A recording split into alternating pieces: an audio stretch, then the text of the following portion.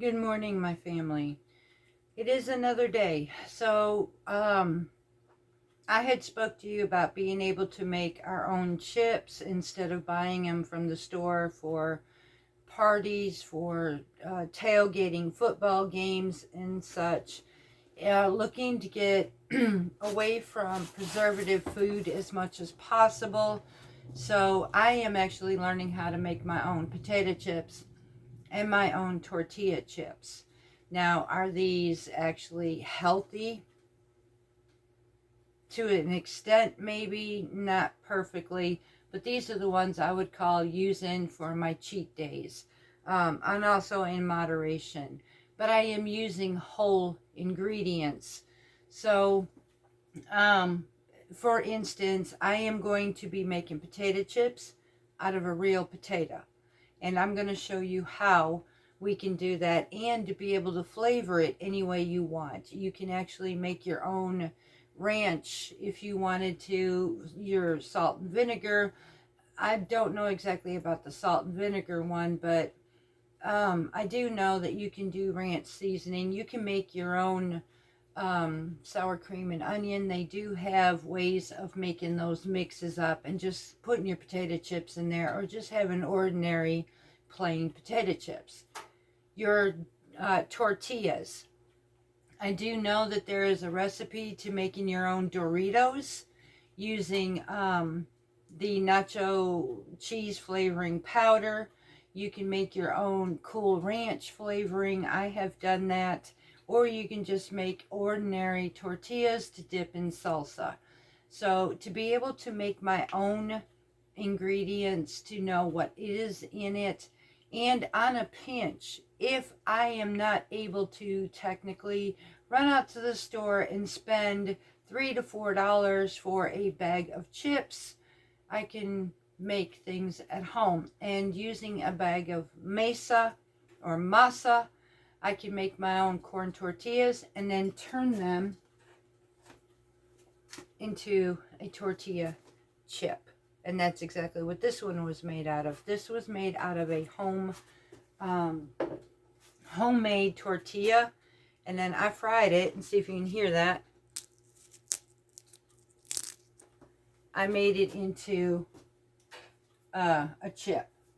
So I thought I would go ahead and show you all how to be able to make your own chips. Another way that you can do this is, instead of making yours homemade, y'all, yellow or white, you can just get some corn tortillas from the store and do your own chips just like that as well. It's just that simple. Now, also, you can do this in a low carb way. Now, although low carb diabetics cannot use corn, maybe just a handful or so, depending on how your body reacts, if you are not able to, there is ways that you can still make a tortilla, and I'm going to make a few of these as well. And that is using a low carb brand of a tortilla and cut it down, fry it up, and make your own chip. That's what I am also going to do for my husband, so that he has his own tortilla chips, because he happens to like salsa and chips as well. So not to deprive him, I will make him some. Now, I am trying to incorporate both at the same time. So the first thing I've done was take my potatoes. You can use any potato you want to. I used an ordinary russet. Now, I have been pricing potato chips. These chips are getting super expensive. I mean, almost over $4 a bag for chips. Unless you get an off-brand name brand, but still, those are anywhere from $2 to $3. So you can pretty much these days get a 5-pound bag of potatoes, and I guarantee you will end up with more in making up a bag of potato chips than you will paying the $5 for air. Let's be real. We may get a 1/4 inch of potato chips at the bottom of the bag, and 95% of that bag is nothing but air.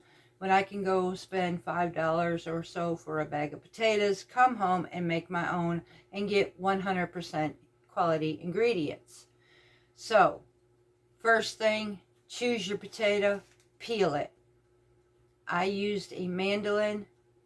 You can choose to do what you want. You want at least 1/4 inch to a 1/2 inch sliced on your potatoes. Then you want to rinse them until they are clear, or soak them until the starches are out of your potato. From there is where we're going to go to our next step. So let's go to the kitchen and let's get to making some chips. Okay, y'all, so I have been rinsing my potatoes. As you see, my thickness is about 1/4 to 1/2 inch thick. Now I am actually going to be taking my clean potatoes into a pot because we are going to blanch these.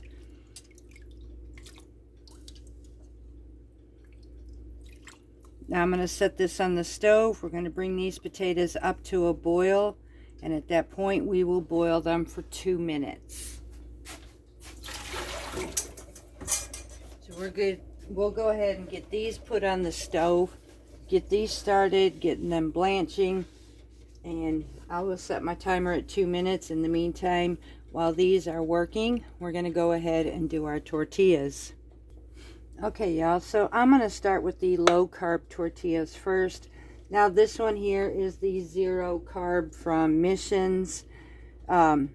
You can use, at this point, for a low carb, for diabetic, you can use any type of tortilla that is good for you, that you like, your brand.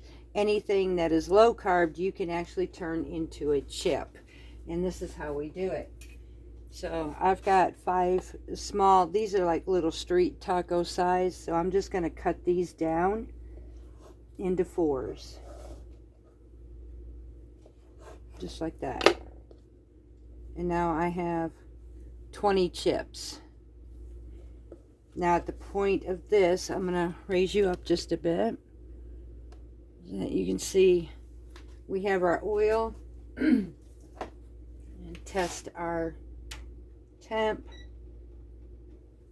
And we're going to bring this down a little bit.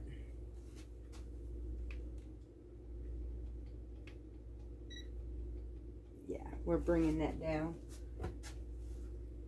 It's right now over 400. We don't want it that hot. You want this about 350. No, bring this down really low at the moment so I can cool this off some. Once this gets cooled off, we'll be right back. Okay, y'all. So now we're just going to take a few of these chips and put them in our oil.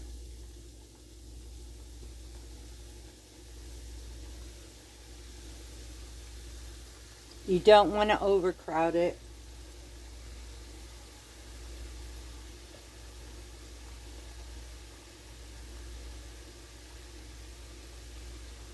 We're going to watch them for them to bubble up. And as I do, I'm going to be turning these to ensure an even frying. Now this is when I will use the occasional vegetable or peanut oil. I do not use this oil often, only when I'm making my chips. Another thing that I have done is I will, with the price of oil and everything these days, if you have a clean oil still after frying, please don't just discard your oil. You can reuse it, y'all, but that's your preference. I choose to, if I have a clean oil, I will even strain it to make my oil last longer, unless you're doing something like fish. Oil is too expensive to just waste. So we're looking for a nice golden brown. Now these you have to watch carefully because they are a flour base and you want to be able to brown these evenly and get them crisp. Sometimes I've been able to get them super crispy and other times not so much, but enough to make it where they will work on a chip. So just spend time with them. And I mean, even low carbers can have a tortilla chip. There's no reason why you cannot enjoy a football game with everybody else and their chips and dip and you sit there with nothing. No, we don't work that way. That's not how I play it either. So I want to make sure that I get this nice and golden. But remember, even when they look golden here, they can still get darker as they cool off. So, and these chips are ready. So what I'm going to do is I take my cookie sheet or baking sheet and put my paper towel underneath it, and then I will put my chips on the top.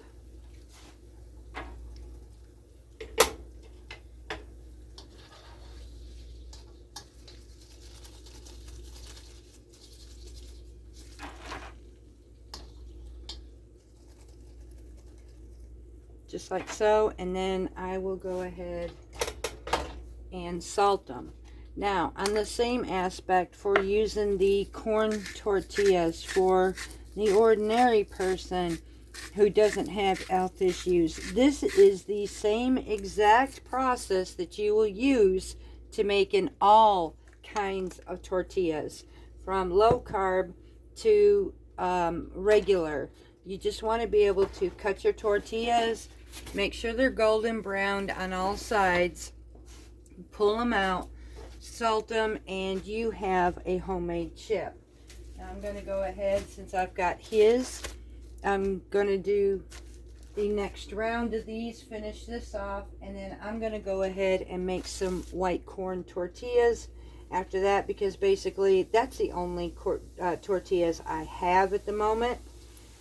And so we will be making these too. In the meantime, I'm working on our potatoes, and once I get those potatoes done, then I'll show you how to do potato chips. So we will be back.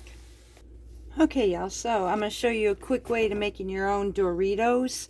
So we got our chips. Now these are the low carb version.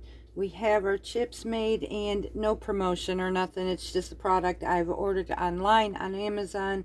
The Hoosier Hill Farm cheddar cheese powder. I added that to a Ziploc bag. And I am just going to take a few of my chips right now, add them to my powder, zip it up, and shake it up. And we're going to coat our chips. Guarantee you I didn't spend no $4 to make this either. I bought my initial cheese, but that will take me so many ways. You only need a little bit because these are already coated, and I still got quite a bit when I shake it off. And there you have it.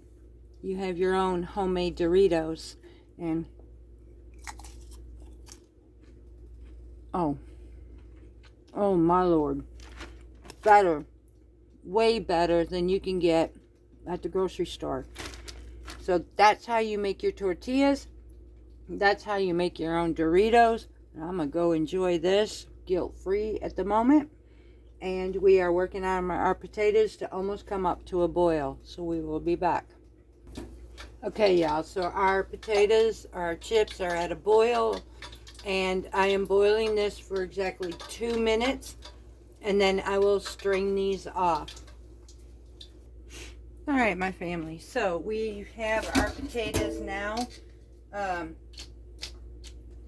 rinsed off after the 2 minute. And do this when you can touch it. I'm using my tongs right quick, but I'm going to now take my blanched chips, and I'm going to lay them on this paper towel, and I'm going to let them sit here and dry out for about 10-15 minutes. And I know it seems like a long process just to make a potato chip when you can just go to the store and buy them. The thing that gets me is this is worth it to me. I can spend a day if I wanted to making a big old batch of chips for me and, well, some of my other family. And then knowing the fact is, honestly, it's a lot cheaper, and there's no preservatives in my chips. It is nothing but a real potato. Me just going through the time and effort of making it.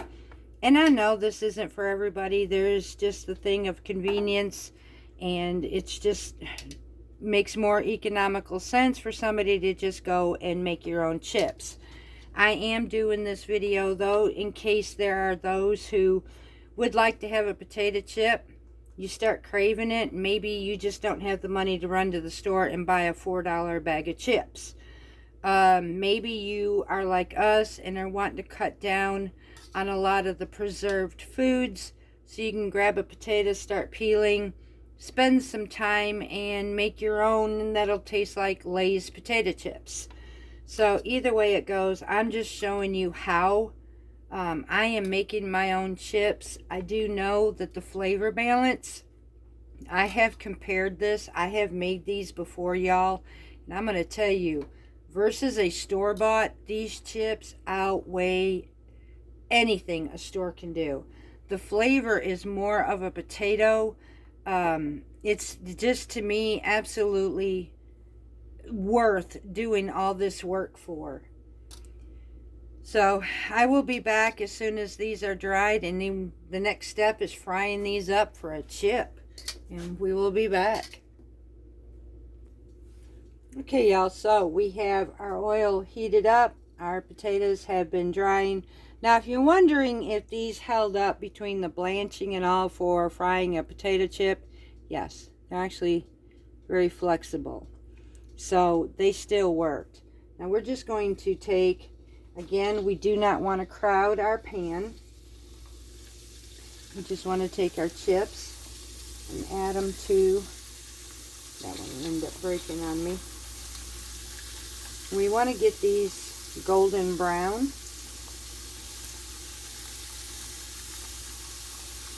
Just enough to where I think one more and that'll be enough. And we're going to let these sit until they get golden brown.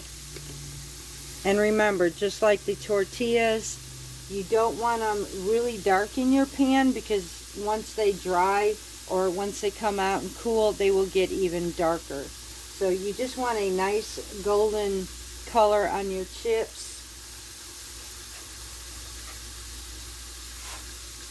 Some don't like to, or some people don't turn them. I tend to turn them. You can stir them in here as well. Make sure they get underneath all that frying. These will take a few minutes to do. Once they get to the golden brown stage, I will bring you back and show you what we do next. Okay, y'all, so our chips have that nice golden look coloring to it, as you can see. So we are going to now take these out of the oil. We're going to place it on this rack with a paper towel underneath it, and we will get these strained, and we will get these set up for the next batch.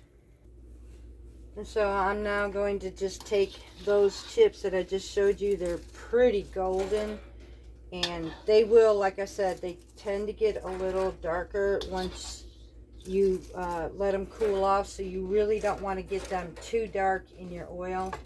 And while they're just fresh out of the oil, I like to salt mine so that they have that coating on top. And then we get on to our next batch. Drop these in, just like so. And we keep doing this until our batch is completely done.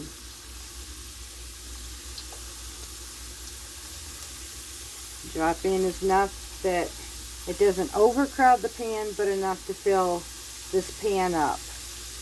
One more, and that's it. So at that point, once these are off of the rack and strained, go ahead and put our potato chips into our bowl.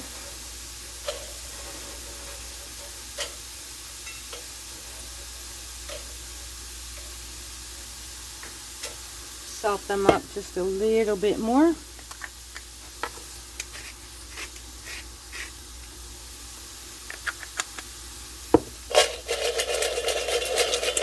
And there we have it, y'all. Homemade potato chips. Are they crispy?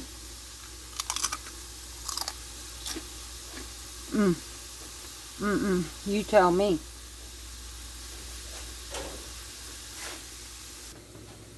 And that's it, my family. That is how I make homemade chips on this homestead.